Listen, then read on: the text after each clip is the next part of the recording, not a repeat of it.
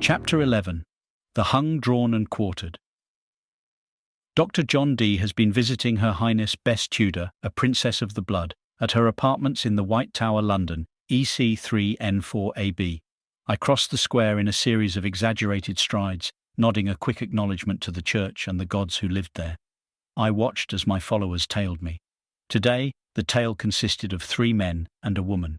I knew someone had been following me all week to the best of their ability. They were clever, and it amused me enormously that they kept rotating their schedule and their appearance. One of them was always in front of me, whilst the others tended to lag behind, and they always managed to cover both sides of the street. I was impressed despite myself.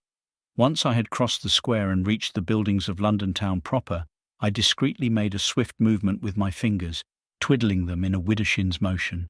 One deep inward breath, and I drew the crowd towards me. This melee hid me nicely for a moment. One moment was all that I needed.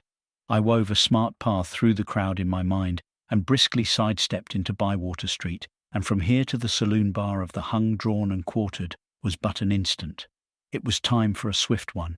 The Hung, Drawn and Quartered is a cosy tavern of my acquaintance, and I knew that I could rest there until the rain eased. I moved from one room to the next and whispered a soft word as I did so. The glamour took place swiftly. An old, stooped man with a long white beard and a heavy black cloak carrying an umbrella-handle staff exited from the parlour in a cloud of pipe smoke, and a tall, handsome and well-built sailor entered the adjoining bar just as that smoke dissipated.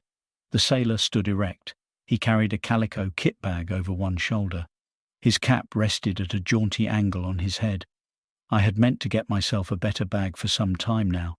My leather satchel was excellent for carrying smaller items, but when I had to bring the princess her star charts and moon phase diagrams and carry the same halfway across London, it was really too small. Maybe I could find a seamstress to make me a permanent bag like this one, or even a sailmaker. I mused on the idea as I ordered a small beer and a stiff jigger.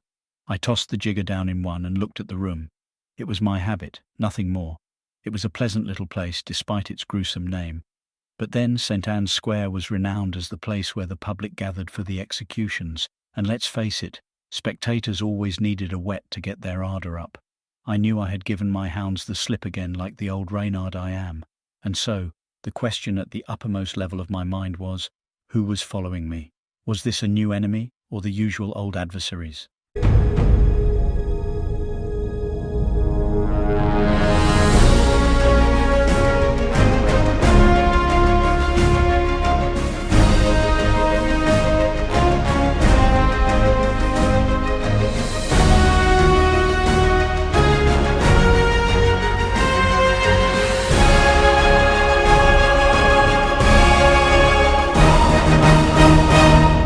Please press the like icon. It really helps with the algorithm. Click subscribe to be notified of further installments.